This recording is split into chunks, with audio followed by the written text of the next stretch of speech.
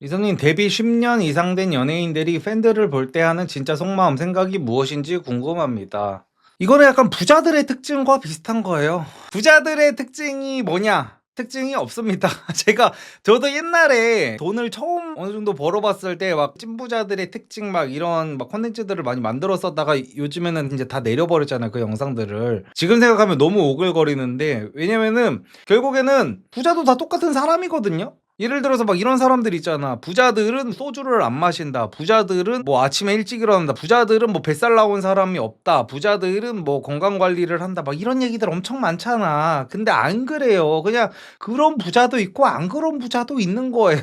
그러니까 그 10년 된 연예인도 마찬가지인 거지. 팬을 소중하게 여기는 연예인들도 있고요. 안 그런 연예인들도 있고, 그냥 다 사람의 성향 차이여가지고 어떻게 뭐 정의를 내릴 수가 없습니다. 이선미 새하고 가시고 올리신 글에서 대부분의 인간들은 남을 조롱하고 멸시하며 살게끔 설계되어 있다라고 하셨는데, 그 본질적인 이유가 무엇인가요? 대부분의 인간들은 이제 자기가 노력해서 올라가려고 하기보다는 올라가 있는 사람을 끌어내리려고 하거나, 누군가가 올라가려고 할 때 그 사람의 뒷덜미를 잡아서 발목을 잡아가지고 못 올라가게 하기 때문입니다. 그게 훨씬 더 편하기 때문에. 그러니까 다 같이 잘 되자라는 마인드는 인간이 가질 수 없는 건가 해서요. 다 같이 잘 되자라는 마인드를 갖고 있는 인간도 있죠. 근데 그런 인간들은 거의 없다고 생각하고 사는 것 정도가 아니라 그냥 없다고 생각하고 사는 게 사실은 맞기는 맞아요. 왜냐면 그런 사람들이 정말 있다고 생각하고 인생을 살아가다 보면요, 사기를 당하게 되는 경우가 너무 많아요. 그러니까 사회에 나오는 순간 모든 인간들은 나를 등쳐먹으려고 하는 인간들이다라고 이제 생각을 해야 사기를 안 당해요, 진짜로.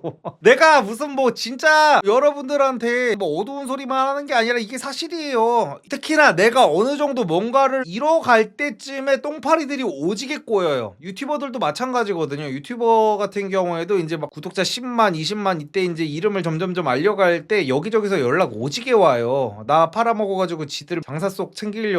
나 아무것도 모르는 초짜인 줄 알고. 그래가지고 사회에서 만나는, 우리 같이 잘해보자, 내가 너 팍팍 밀어줄게, 나도 남는 거 없어, 믿져서 장사하는 거야, 막 이런 사람들 중에 사기꾼 아닌 사람 찾기가 힘들거든요. 오히려 나는 너를 이용해서 돈을 벌 거야, 근데 그 대신 너한테 이만큼을 떼줄 거야 라고 솔직하게 말하는 사람이 좋단 말이야. 근데 무슨 정말로 무슨 이상적인 얘기를 하면서, 야 나는 너를 워낙 좋아하다 보니까 일단은 그냥 네가 잘 되는 게 우선이야, 그래가지고 나중에 정말 잘 되고 나면은 그때 나를 챙겨주든지 해, 막 이런 식으로 나오는 사람들이 있어. 그런 사람들을 오히려 조금 경계해야 됩니다. 어떤 사람이 나를 좋아한대, 나를 좋아하고 나랑 같이 무슨 동업 같은 걸 하고 싶대. 근데 너무 파격적인 조건을 제시하는 거야. 그럼 그 사람이 좋은 사람이 아니라 사기꾼일 가능성이 압도적으로 높습니다. 처음 보는 나이 있는 사람이 먼저 반말하면 무례하다고 생각해서 저도 반말하다가 다툰 적이 가끔 있었는데, 이러지 않는 게 좋나요? 예, 저는 그러지 않는 게 좋다고 봅니다. 예, 똑같이 미개하다고 나도 미개하게 굴 필요는 없어요. 그럼 똑같은 사람 되는 거여가지고. 거의 그 옛날에 그 악마를 보았다의 그 최민식 같은 거잖아. 어디 뭐 의사한테 찾아갔더니 의사가 반말했더니 내가 네 친구냐? 약간 그런 거잖아. 근데 그런 식으로 누군가를 대할 필요는 없죠. 리삼님, 궁금한 게 있어요. 수익화 상태의 조회수가 미진한 유튜브 채널은 적고 새로 파야 할까요? 구독자 수가 대충 얼마 정도 되세요? 구독자 수가 그냥 대충 한 몇천 정도면은 그냥 해도 됩니다. 근데 막 100만 단위다 이러면은 그거는 이제 채널이 죽으면 새로 해야 되는 게 맞아요. 이거 제 뇌피셜이 아닙니다. 제가 그 몇 년 전까지 유튜브 키워주는 사업을 했었던 거 아시는 분들은 아시죠? 그래가지고 저는 유튜브 컨설팅만 이제 100건을 넘게 했어요. 100건이 뭐야, 수백 건을 했지. 그래가지고 100만 유튜버도 많이 만들었습니다, 제가. 그래서 그 입장에서 말씀을 해드리면은, 유튜브 알고리즘이 판단했을 때 가장 안 좋은 채널이 뭐냐면요, 자기 구독자들조차도 안 보는 채널이에요. 그래서 일단은 어떤 영상이 딱 올라가잖아요. 그래가지고 여러분들한테 이제 알람 신청해 놓은 사람들은 이제 알람이 가고 막 이러잖아요. 근데 구독자들은 뭐예요? 제 영상에 관심이 있어가지고 저를 구독한 사람들이잖아요. 근데 구독자들한테 클릭률이 안 좋은 거야, 어떤 영상을 올렸더니. 그러면 알고리즘은 이 영상이 개재미없는 영상이구나 해가지고 노출을 확 줄여버려. 그래가지고 구독자만 많은 채널이 그래서 안 좋은 거예요. 옛날에 1세대 유튜버들이 막 구독자 100만, 200만 이런데 막 조회수 막 몇천 나오는 채널 있잖아요. 그 사람들은 그 채널을 버려야 돼, 진짜로. 왜냐면은 구독자들이 그 사람들을 구독해 놓은 것 자체를 까먹고 있는 거야. 그리고 이제 더 이상 안 보고 있는 거지. 그래서 그 사람들이 오히려 구독을 취소해 주는 게 그 유튜버한테 좋은데, 애초에 구독 취소 자체를 안 누르시는 분들이 상당히 많더라고요. 그리고 이제 아예 그 죽은 계정들도 엄청나게 많고 몇 년 동안 쌓이면서, 그래가지고 그 초반 노출도에 있어가지고 초보 유튜버 분들이 상당히 착각하는 게 뭐냐면은, 구독자가 없는 상태에서 재밌는 영상을 올리는 거는 노출이 안 돼가지고 불리하다라는 착각을 하는 경우가 있어요. 근데 아닙니다. 오히려 어떤 컨텐츠가 정말 재밌는 게 확실하잖아요. 그러면 오히려 구독자가 빵명인 채널에다가 올리면은 그 영상은 떡상하기가 굉장히 쉬워요. 왜냐하면은 유튜브 알고리즘에서 이 영상은 대박 영상이다, 재밌는 영상이다 라고 판단하는 기준이 뭐냐면요, 많은 사람들이 이제 시청 지속 시간은 어느 정도 알아. 시청 지속 시간이 길어야 된다, 이거는 아는데, 그리고 클릭률 여기까지 아는데 그걸 잘 몰라. 구독자 0명인 채널에 영상을 올리는 게 왜 중요하냐면요, 이 영상을 보고 구독 버튼을 얼마나 많은 사람들이 눌렀냐가 가장 큰 점수를 얻거든요. 그러니까 사실 좋아요 싫어요는 큰 의미가 없어요. 그래서 실제로 사람들이 좋아요는 선심 쓰듯이 눌러줄 수가 있단 말이에요, 그냥. 근데 구독 버튼은 잘 안 누른단 말이에요. 그래서 어떤 영상을 만들었는데 구독을 이제 어떤 사람들이 많이 누르기 시작하면 이제 알고리즘은 이거 개재미있는 영상이구나 라고 판단을 해버려. 그래가지고 그 영상을 노출을 어마어마하게 뻥튀기를 시켜줍니다. 그래가지고 결국에는 구독자가 막 수십만, 100만 이상이 된 채널인데 막 조회수가 막 1000따리로 나와. 그러면은 그 채널은 이제 버려야 되는 게 맞아요, 실질적인 내 수익을 위해서라면. 근데 한 구독자 몇천 정도, 정말 수익화만 낸 채널이면은 굳이 새로 만들 필요는 없고, 왜냐면 그 채널이어도 그 정도 크기의 채널이면은 애초에 구독자들이 막 충성도가 있지도 않고 그냥 정말로 어중이 떠중이 구독자들이어가지고 정말 재밌는 영상만 올린다면은 그 몇천 정도의 조회수는 가뿐히 뛰어넘을 만한 클릭률이 나와가지고, 몇천 정도면은 당장 조회수 안 나온다고 해가지고 새로 만들고 이럴 필요는 없습니다. 그러면은 구독자가 많다는 것은 아무런 의미가 없는 건가요? 의미가 있죠. 어디 가가지고 꺼드럭거리기가 좋습니다. 어디 가가지고 꺼드럭거리기가 좋고요. 그리고 약간 지자체 이런 데에서 유튜브 강의 같은 거 할 때는요, 구독자 기준으로 불러요. 그래서 옛날 기준에서는 제가 구독자가 많은 거였었거든요. 옛날에 2019년도 기준에서는 이제 실버 버튼만 받아도 구독자가 굉장히 많다고 했었거든요. 그래가지고 이제 10만 정도만 찍어도 여기저기서 불러가지고 뭐 유튜브 강의해주세요 막 이런 거 되게 많이 불렀었단 말이에요. 근데 이제는 10만은 당연히 명함도 못 내밀고, 지금 제가 30만이잖아요. 30만도 에게 약간 이 정도야. 그래 최소 100만, 200만 정도는 돼줘야 어디 가서 유튜버 누구누구를 모셨습니다 하면서 뭔가 강연을 할 수 있는 그 명분이 돼요. 그래가지고 보통 이제 구독자 이제 100만 정도 넘고 자기 조회수가 안 나오는 사람들은 이제 오프라인으로 가가지고 이제 오프라인으로 강연 같은 거를 하면서 좀 먹고 삽니다. 키워주신 100만 유튜버도 있는데 왜 리섬님은 그 미만이신가요? 궁금해서 여쭙니다. 유튜브 키우고 싶어요. 제 지신한 영상을 보면은 이제 답이 나와 있는데, 100만 이상을 가려면요, 사람들이 듣고 싶어 하는 말을 해줘야 돼요. 제가 100만을 가려면 여러분들이 이제 제 채널에서 지금 같은 도파민을 못 느껴요. 일단 나는 솔로 리뷰 같은 것만 해도요, 제가 막 100만을 가고 이러려면 지금보다 훨씬 더 말을 순화해서 해야 되고, 제가 말씀드렸던 게 저는 이제 하고 싶은 말을 하는 채널이지 이제 듣고 싶어 하는 말을 해주는 채널이 아니란 말이에요. 그래가지고 이런 채널은 크기가 힘들어요. 거의 약간 똥꼬집성으로, 예를 들어서 보통 제 스탠스가 이제 상당히 애매한 게 뭐냐면은, 저는 뭐 김치녀들을 까요. 김치녀들을 까잖아. 그러면은 이제 여기에서 이제 남자들이 엄청 구독을 해. 이제 도태 한남들이 존나 구독을 한단 말이야. 그럼 그 상황에서 이제 보통은 한남들이 구독하면서 한녀들 김치녀들 오지게 까네 이러면은 이제 보통 이제 거기서 이제 스시녀 찬양하면서 이제 한국 여자들 혐오 컨텐츠 들어가고 노처녀 까는 컨텐츠 막 주구장창 올리면은 구독자가 이제 수익 상승을 해. 근데 저는 그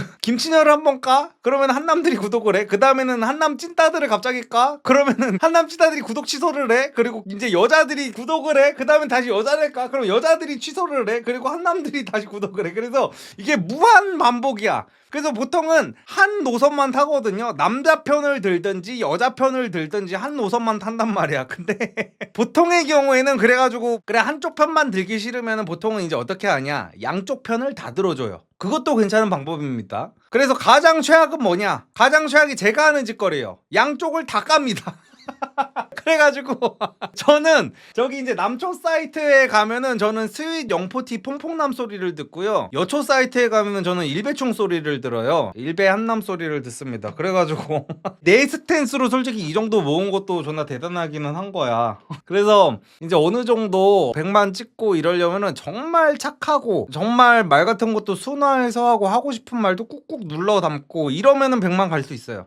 이선님 오래전부터 잘 보고 있었습니다. 예전에 혼자 쇼핑몰 운영하면서 3년 잘하다가 접고 기술직 장비로 변경하고 밑바닥부터 다시 기술 배우고 작년 1월부터 다시 자영업길로 오면서 1년이라는 시간이 지났습니다. 쇼핑몰을 운영할 때나 지금이나 항상 치열하고 불안하네요. 이선님은 어떠한 마음으로 임하시는지, 그리고 세금 관련해서 스트레스는 받지 않으시는지 궁금합니다. 저는 이제 20대 때 그리고 결혼하기 전에는 항상 마인드가 망해봐야 어차피 고시원이겠지.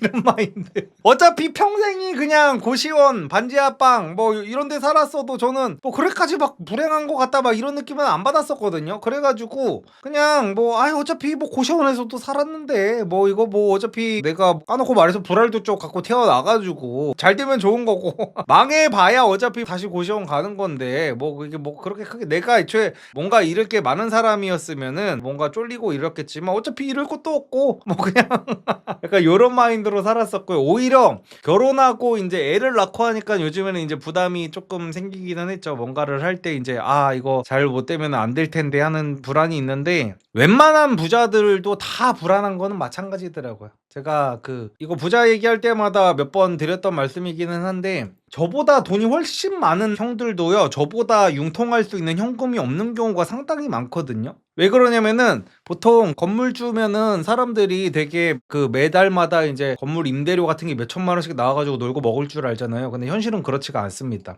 현실은 건물 사는 사람들이요, 다 예를 들어 이제 한 30억짜리 건물을 산다고 쳐요. 그러면은 내 현금으로 들어가는 돈 한 10억이야. 그리고 20억을 은행에서 대출을 땡겨요. 그래가지고 그 20억 대출에 대한 이자가 있잖아요. 이자가 매달 나갈 거 아니야. 몇 천만 원 단위로 나갈 거 아니야. 그거를 이제 임대료로 메꾸는 거예요. 그냥 또이또이를 치는 거야. 똔똔 싸움을 하는 거예요. 그래가지고 임대료 들어오는 거를 계속해가지고 이자 내는 거를 버티면서 그 건물의 가격이 오를 때까지 기다리는 거지. 그래가지고 돈이 많은 사람들은 그런 식으로 이제 그 사람들은 자기의 자산이 줄어드는 거를 용납을 못해. 그래가지고 지금 원화가 계속 떨어지고 있잖아요. 그래서 그 사람들은 이제 발등에 불 떨어져가지고 빨리 내 돈을, 내 원화를 어디에 넣어가지고 조금 더 내 자산이 타격이 받지 않게 할 것인가 에 혈안이 돼 있어. 그래가지고 최대한 막 연끌을 해가지고 대출 받아가지고 이 건물도 사고 저 건물도 사고 뭐 투자하고 뭐 투자해놓고 하느라 나보다 재산이 몇 배는 많은데 나보다 쓸 수 있는 돈이 없는 사람들이 태반이야. 퐁퐁남이라서 막 와이프 눈치 보느라 못 쓰는 게 아니라 실제로 돈이 없어. 융통할 수 있는 돈이.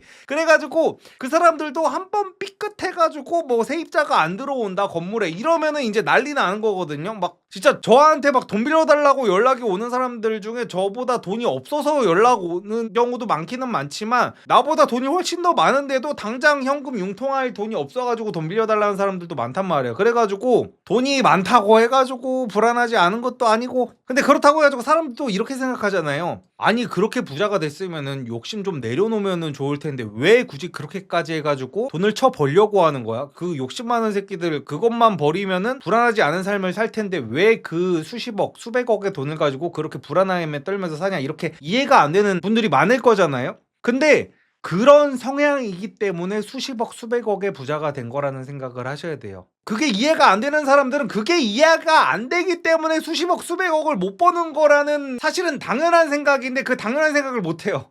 그러니까 100억이 있는 사람은요 300억의 욕심을 갖고 있고 1000억의 욕심을 갖고 있는 사람이기 때문에 일단 100억을 번 거란 말이야. 왜냐면은 나는 100억이면은 만족할 것 같다라는 마인드를 갖고 있는 사람은요 굉장히 슬프게도 100억을 못 버는 경우가 너무나도 많아. 왜냐면 그 사람은 한 100억 정도를 갈 정도의 이제 스케일을 못 그린단 말이에요. 이제 간이 작아가지고 너무. 그래가지고 결국에는 뭐 부가 바닷물과도 같다 막 이런 말이 있잖아. 돈은 벌어도 이제 이제 바닷물과 소금물과 같아가지고 목이 계속 마르다 이런 말이 있잖아요. 근데 애초에 그 사람들은 바닷물이고 자시고를 떠나서 그냥 그렇게 태어난 사람들인 거야. 돈을 계속 모아야 되는 사람들, 그렇게 태어나 버린 거여가지고 결국에는 거의 대부분의 사람들은 다 불안함에 떨면서 삽니다. 그래서 그거를 제가 알게 되고 나서부터는 누구나 다 불안하구나, 나만 불안한 게 아니구나, 돈이 없다고 불안한 것도 아니고 돈이 있다고 덜 불안한 것도 아니고 약간 그런 거 같아요. 형님, 맥주 애주가인데 술 끊는 거 어떻게 생각하세요? 술은 끊으면 너무 좋죠, 당연히. 근데 저도 못 끊고 있어가지고 이거를 끊어라 마라 이렇게 말할 자격은 제가 없습니다. 형님, 현재도 부끄럽게 생각하는데 현재 여자친구랑 사귀기 이전 아침 숙취 음주로 0.03 단속에 걸려서 기소유예에 100일 정지를 받았습니다. 현재 여자친구랑 결혼 생각이 있습니다. 이걸 모두 오픈을 해야 할까요? 저거 갖다가 뭐라고 하면은 그 여자친구가 정신이 이상한 거예요. 솔직히 연예인도 나락 안 가, 저거는 아침 음주운전이면은. 예를 들어서 술을 꽐라처럼 마신 상태로 새벽 5시에 들어와서 7시에 갑자기 운전을 해서 나갔다, 이거는 정상 참작이 안 되겠지. 근데 예를 들어서 내가 술 마시다가 한 밤 12시 1시에 집에 들어온 거야. 그래가지고 꿀잠을 잤어. 그래가지고 아침에 정상적으로 출근을 한 거지. 근데 갑자기 후 불었더니 씨발 좆됐어, 이게 나온 거야. 이런 것 정도는 다들 봐주죠. 그런 것 정도는 정상 참작을 해주죠. 제가 46살이고 여친이 29살인데 여친이 술을 너무 좋아합니다. 점심 먹으면서 한 잔, 저녁 먹으면서 한 잔, 잠자기 전에 한 잔, 이걸 고칠 수 있는 방법이 없을까요? 여자친구가 지금 29살이면은 너무 장기가 팔팔해가지고 그런 걸 거예요. 저도 이제 29살에는 술 그렇게 마셨어도 괜찮았을 때라, 너무 이제 에너지 레벨이 조금 안 맞으시는 것 같다. 이제 나이가 이제 곧 있으면은 쉰이시고 여자친구는 아직 30도 안 되고 해가지고, 이래가지고 그 어린 여자친구 만나려면 진짜 체력 관리를 빡세게 해야 돼. 근데 술 좋아하는 거는 확실히 고치기 힘들기는 해요. 저도 이제 담배는 끊으려고 마음먹어가지고 바로 끊었거든요. 근데 술은 확실히 못 끊겠더라. 그래서 술은 그러니까 생활 습관 자체를 바꿔야 되는 거라, 술은 술에 중독됐다기보다는 사실 술이 주는 어떤 그런 기분 같은 것들에 중독된 거거든요. 예를 들어서 습관이야. 저는 이제 약간 스트레스 받는 일이 있으면은 무조건 술부터 찾게 되고, 뭔가 이제 도피성으로 알코올을 찾게 되는 경우도 있고, 또 존나 진짜 인생 막장 새끼처럼 기뻐도 술을 찾고 슬퍼도 술을 찾고 맛있는 음식을 먹어도 술을 찾고 그냥 친구들을 만났다고 좋다고 술 마시고 약간 뭐든지 그냥 이유를 만들어가지고 이제 술을 마시게 되거든요. 근데 이게 아니면은 내가 뭘 해야 될지를 모르는 거야. 그러니까 이제 약간 그 문화자본 같은 것들이 잘 안 쌓여져 있다 보니까 내가 쉴 때 뭘 해야 되는지도 모르겠고, 그러니까 쉴 때 나한테 주는 보상으로 약간 술을 찾게 되는 경우도 있거든요. 그래가지고 술은 남이 말해서 끊게 하기가 확실히 너무 힘든 영역인 것 같아. 내가 진짜로 무슨 진짜 건강이 너무 악화가 돼가지고 그러지 않는 이상은 요거는 어떻게 삶의 지혜 같은 걸로 어떤 조언을 해서 끊게 하는 방법, 이런 거는 솔직히 냉정하게 없긴 한 것 같습니다. 이성님은 아들 키우실 때 교육 청사진 같은 게 있으신가요? 아니요, 그런 건 딱히 없는데 이제 아들이다 보니까 어릴 때 이제 격투기 하나는 꼭 시킬 생각이고요. 자기 몸은 이제 좀 지킬 수 있어야 되니까. 그러니까 저는 오히려 그런 거를 조금 중점적으로 생각하고 있어요. 요즘 애들이 너무 남성성이 없잖아요. 제가 예전에 컨텐츠에서 한번 보여드렸었잖아. 옛날 군인 요즘 군인 그거 보여드렸었잖아. 옛날 군인들은 이랬었어요. 이게 좀 죄수복이 아닙니다. 그냥 일반 병이에요. 일반 병들. 우리나라 남자들이고요. 보통 그 당시에 이제 20살 되면 바로 입대를 했었으니까 아마 20살에서 많아야 23살 정도 되는 대한민국의 건실한 이제 청년들이었을 거예요. 요즘 20에서 23살 정도가 이런 포스를 갖기가 상당히 힘들죠. 동네에서 싸움 제일 잘하는 어떤 그 정도 급이 돼야 이 정도 포스를 갖는데, 이때는 이게 기본이었어. 이 당시 때는. 근데 어느 순간부터 요즘 친구들이 이제 운동도 안 하고 맨날 스마트폰만 보고 있고 집에서 이제 게임만 하고 이러다 보니까 요즘 군인들은 이제 이렇게 됐죠. 이러니까 연애가 안 되지, 될 것도 안 되고. 이게 이제 요즘 군인이잖아요. 총을 들고 있는데 하나도 이제 포스가 안 나오잖아. 저는 이게 이제 테스토스테론이 이제 안 나와가지고 그런 거라고 생각을 하거든요. 그래서 어릴 때 운동 하나쯤 시켜가지고 최소한의 그 남성성은 유지를 하게 만들려고 하고 있고요. 그리고 공부 같은 거는 이제 저는 억지로 시키려고는 하지는 않는데 적어도 중간은 가야 된다, 그거는 있습니다. 그러니까 저는 뭐든지 자기 위치에서의 본분을 지키는 습관을 들이는 게 저는 중요하다고 생각을 해요. 그래가지고 우리 아들이 전교 1등하고 이런 거는 바라지 않아. 애초에 나도 공부머리가 없는 사람인데. 근데 그래도 학생이면은 학생의 본분을 다해가지고 중간은 가야지. 학생이잖아, 학생. 공부를 하는 인간이잖아요. 지금 본업이 공부잖아요. 그러면은 적어도 중간은 가야 된다는 거야. 그래서 그 정도? 나머지는 그냥 뭐 알아서 잘 살아라 그럴 것 같습니다.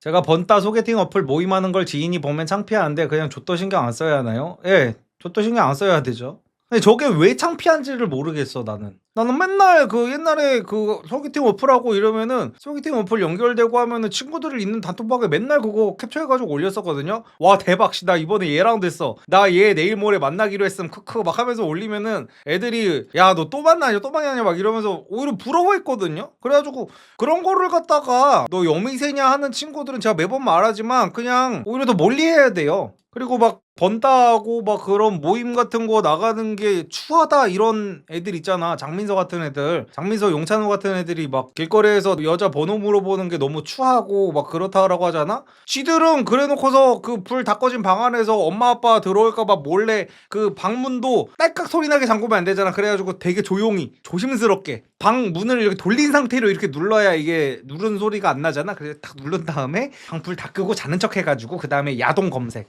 요즘에 핫한 야동이 뭐가 있을까 하면서 모니터 앞에서 야동 보고 있는 본인들의 모습은 안 추한가 봐요. 그것보다 차라리 나는 현생에서 여자랑 만나서 재밌게 놀 거야 해가지고 파이팅 있게 나가가지고 멋있게 꾸미고 여자들이랑 놀려고 그렇게 다니는 게 훨씬 더 멋진 인생 아닌가요? 방구석에서 그러는 것보다? 그러니까 이게 잘못됐다는 게 아니에요. 당연히 20대 때 저도 다 야동 보고 다 했어요. 근데 그거를 하는 게 당연히 남자들이 당연히 정상적인 거지만 그것보다는 밖에 나가서 실제 여자들이랑 만나서 노는 게 더 낫지 않냐라는 거야. 내 말은 굳이 추함의 정도를 따지자면은. 그래가지고 그런 거 갖다가 무슨 놀리고 추하게 뭐 하는 짓이냐 막 이런 친구들은 저는 멀리하는 걸 추천합니다. 디테일이 경험담 같은데, 야 솔직히 중고등학교 때 이거 안 해본 사람이 어딨어. 이거 안 해본 사람이 어딨어. 남자들 중에 솔직히 이거 안 해본 사람, 그리고 알트 F4에 손 갖다가 놓고 엄마 들어오나 아빠 들어오나 안 들어오나 이거 안 해본 사람이 어딨어. 솔직히 안 해봤다 그러면은 그 새끼랑은 어울리면 안 돼. 그 새끼는 인생 자체가 구라인 새끼여가지고. 저는 컴이 거실에 있어서 요즘에는 다 스마트폰으로 본다더라고요. 뭘 또 안 보는 척 하고 있어 또. 옛날에 그래서 고도의 스킬을 갈고 닦았다는 거죠. 그러셨구나. 리사님이 시청자들 상담해주는 거 보면 뭔가 부러운 느낌이네요. 저는 중학교 때 어장당한 거 시작으로 온갖 여자들을 몸소 부딪히면서 배웠었는데 지금은 리석 같은 유튜버들 덕에 고등학교 졸업하자마자 수년간의 경험을 돈으로 배울 수 있는 느낌? 저 때는 사짜 같은 픽업 아티스트들밖에 없어서요. 근데 모든 것들이 다 똑같기는 해요. 요즘에 이제 정보가 유튜브 같은 거에 엄청나게 많이 풀려져 있잖아요. 그러니까 제 시대 때는 상상도 할 수 없는 정보 같은 것들이 유튜브에 엄청 많잖아. 당연히 이제 사자들도 많지만 예를 들어 저는 사업을 처음에 시작할 때 뭐 사업자 등록증을 어떻게 만들어야 되는지도 몰랐고 무슨 뭐 세금 같은 거 어떻게 해야 되는지를 아예 몰랐어요. 그래서 저는 이제 그 처음에 쇼핑몰 사업을 했을 때 세금 때문에 제가 이금융에서 대출을 받았었어요. 세금 문제에 대해서 아무도 나한테 어드바이스를 안 해줬었어가지고 첫 해 세금이 얼마가 안 나왔던 거야. 그리고 첫 해는 이제 그 청년 사업자 이런 거 해가지고 그 당시에 무슨 혜택 같은 것들이 있었어요. 그래가지고 세금이 거의 안 나왔었어가지고 이제 둘째 연도에도 제가 아무런 대비를 안 해놨었던 거죠. 그래가지고 진짜 개 막장으로 운영을 했었어요. 세무사도 나 안 쓰고 막 이랬었어. 그래가지고 세금 신고 같은 것도 제대로 안 하고 막 진짜 그러다가 이제 세금 폭탄을 맞은 거야. 그래가지고 돈이 없으니까 그때 이제 세금 때문에 망한다는 말이 뭔지 알았지. 근데 요즘에는 그런 정보들이 엄청나게 많잖아요. 초보 사장님들이 겪을 수 있는 시행착오 같은 것들을 다 정리해놓은 막 유튜브 영상 같은 것들도 되게 많고, 내가 쇼핑몰을 하려고 그러면 쇼핑몰을 어떻게 해야 되는지 A부터 Z까지 양질의 정보들이 다 엄청나게 많이 올라와 있잖아. 쇼핑몰뿐만이 아니라 내가 유튜브를 하려고 해도 카메라는 뭘 사야 되는지, 자막 편집 같은 거는 어떻게 해야 되는지, 이런 것들이 옛날에는 예를 들어서 제 시대 때만 해도 포토샵 같은 거 막 배우려고 하면 학원 가야 되고 막 이랬었거든요. 있잖아요. 뭐 서점에서 포토샵 완벽 마스터 책 막 두께가 막 이래 뭐 이거 막 넘겨가면서 요즘에는 검색해가지고 바로바로 내가 필요한 기능을 찾을 수가 있잖아. 그때는 내가 필요한 기능을 찾으려면 이따만한 두께의 책을 이렇게 넘겨가면서 찾아야 돼. 그래가지고 사실 요즘에는 이제 모든 것들이 다 배우는 게 너무 모든 분야에서 쉬워졌죠. 만약 아들이 사업을 하겠다고 하면 리섭님은 어떻게 이야기하실 건가요? 갑자기 궁금해지네요. 저는 그냥 하고 싶으면 하라고 할 것 같아요. 뭐 사업한다 그래가지고 뭐 인생을 크게 무슨 뭐 대부업체 가가지고 대출 받아가지고 그걸로 사업하는 게 아닌 이상은 뭐 본인이 돈 벌어서 알바해가지고 돈 모아가지고 사업한다 그러는 거를 제가 뭐라고 하겠습니까? 근데 돈 좀 벌면 법인 세우는 이유가 뭐임? 법인세가 소득세보다 적은 건 아는데 그건 어차피 맘대로 못 쓰잖아요. 저도 저거를 이해 못 해가지고 아직 개인 사업자 하고 있잖아요.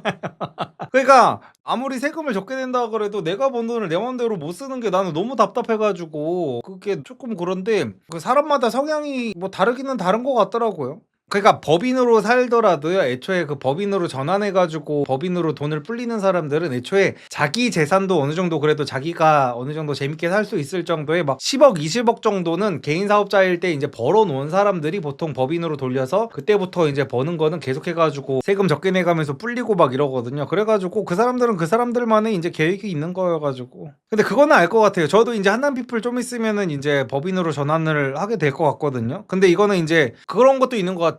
확실히 세금을 어느 정도 이제 매출 이상이 되면요 거의 절반을 내야 되게 돼요. 그러면은 내가 사업을 키우게 되는데 제약이 생겨요. 세금 때문에. 그러니까 사업을 이제 처음 하다 보면요 이제 나중에는 예를 들어서 저 같은 경우에는 그 한남피플 매출이 뭐 한 달에 뭐 3억이 나오든 5억이 나오든 10억이 나오든 제 현생의 삶의 질에는 사실 거의 차이가 없어요. 왜냐면은 저는 뭐 사치를 하는 사람도 아니고 명품을 좋아하는 것도 아니고 맨날 옷도 제가 만든 옷만 입고 다니고 하고 싶은 게 없어. 요즘에 무슨 뭐 아이온 게임 한다고 아이온 게임 조금 그거 현질하고 약간 요 정도여가지고 저는 그냥 어차피 지금보다 한남피플 매출이 무슨 뭐 100억, 200억이 돼봤자 뭐 딱히 제 삶의 질이 달라지는 건 없는데도 사업을 키우다 보면은 그 빨리빨리 크는 거에 대해서 오는 도파민이 있거든요. 예를 들어서 이제 그런 거야. 내가 게임을 해도 내가 점점 더 세지고 레벨업이 되고 아이템을 맞추는 데에서 오는 도파민이 있잖아요. 이게 그 게임 캐릭터가 더 크고 한다 그래서 내 인생에 뭔가 달라지는 게 없잖아. 내 현생의 삶의 질이 달라지는 게 없지만 그냥 재밌잖아. 그냥 그게 너무 뿌듯하잖아. 그냥 내 세진 캐릭을 보고 있으면 되게 뿌듯하잖아. 그러니까 사업도 약간 그거랑 비슷한 느낌이 올 때가 오거든요. 그냥 매출이 이번 달보다 다음 달에도 올랐고 작년 여름보다 이번 달 여름이 훨씬 더 올랐고 이거를 보면은 뭔가 내가 굉장히 열심히 키운 게임 캐릭터를 볼 때 그 뿌듯함이 막 올라온단 말이에요. 게임 캐릭터 풀셋 맞춰놓고 막 지저운 장비 맞춰놓으면 그냥 그것만 봐도 이제 배가 부르잖아요. 약간 그런 느낌이야. 근데 개인 사업자로 이제 세금을 많이 내버리다 보면은 이제 법인으로 할 때보다 그 게임 캐릭터의 레벨이 조금 더디게 오르는 느낌인 거지. 그래가지고 이제 법인으로 전환해가지고 저도 이제 세금 같은 거를 조금 감면을 받으면서 법인세를 내면서 이제 조금 더 빨리 키워보려고 하는 게 있거든요. 그래서 여러 가지 생각이 있는 것 같아요. 그 법인으로 바꾸는 사람들이.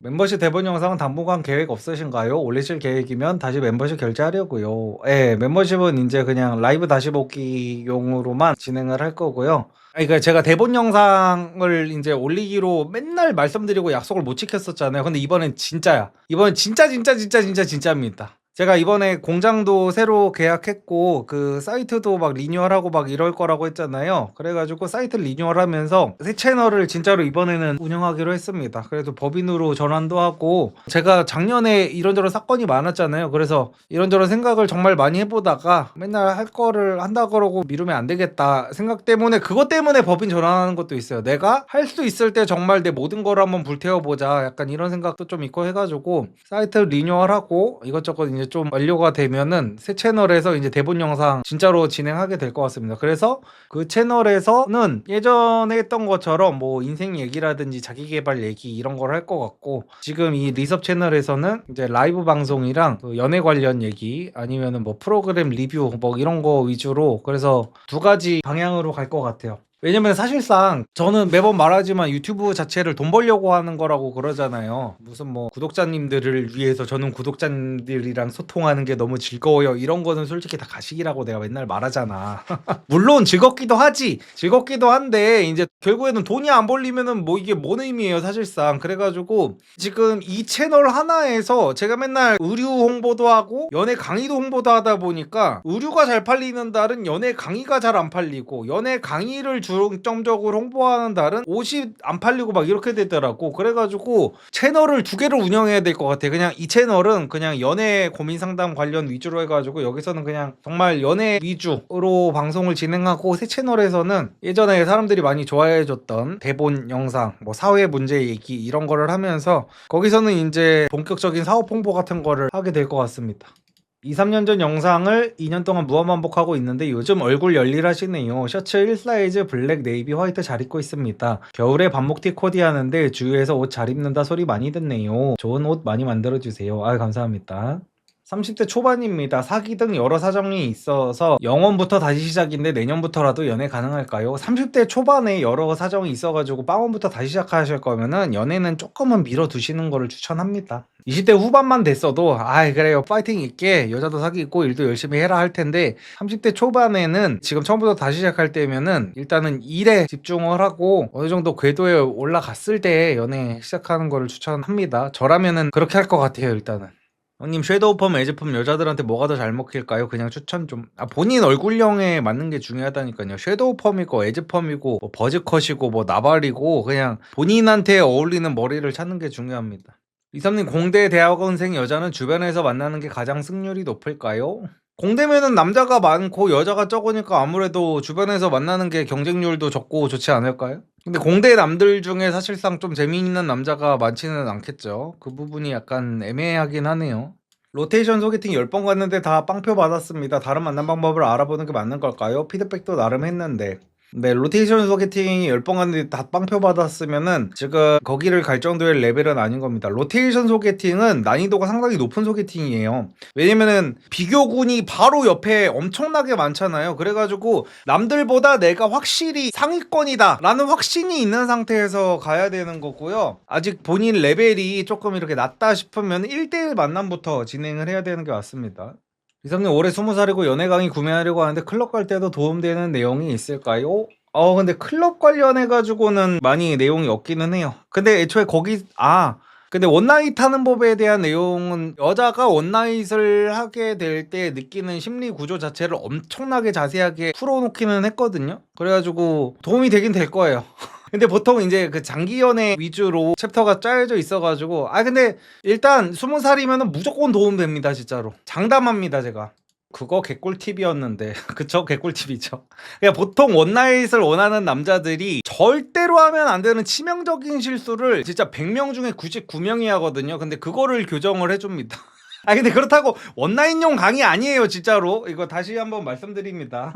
강의는 장기 연애를 목적으로 한 건데, 이제 소수의 정말 그런 것도 원하는 이제 남성분들도 있을 수 있으니까 그 부분에 대해서 원나잇을 할 때 절대로 이렇게는 하면 안 된다라는 내용을 조금 이렇게 가미를 해 놓은 거예요.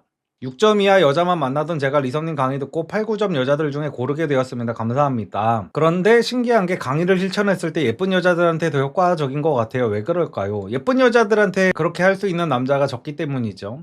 클럽도 초짜가 가면 힘든가요? 당연하죠. 클럽도 초짜가 가면 엄청나게 힘들죠. 왜냐면은 클럽이라는 곳 자체가 애초에 인싸들만 모이는 장소잖아요. 그래가지고 거기는 이제 가면은 일반적인 평범한 흔남들이랑 경쟁을 하는 것도 아니고 인싸들이랑 경쟁을 해야 된단 말이야. 근데 내가 여자 경험도 별로 없는 찐따인 상태로 어떻게 인싸들이랑 경쟁을 해? 예를 들어서 진짜 극단적인 예시로 내 학창 시절에 되게 쭈구리 찐따였어. 근데 쉬는 시간에 뒤에서 이제 여자애들이랑 장난치면서 이제 놀고 있는 일진 애들이랑 같이 그 일진녀 앞에서 매력 대결을 하는 거나 마찬가지인 거지. 그걸 오케이 기노. 그걸 어떻게 이겨요?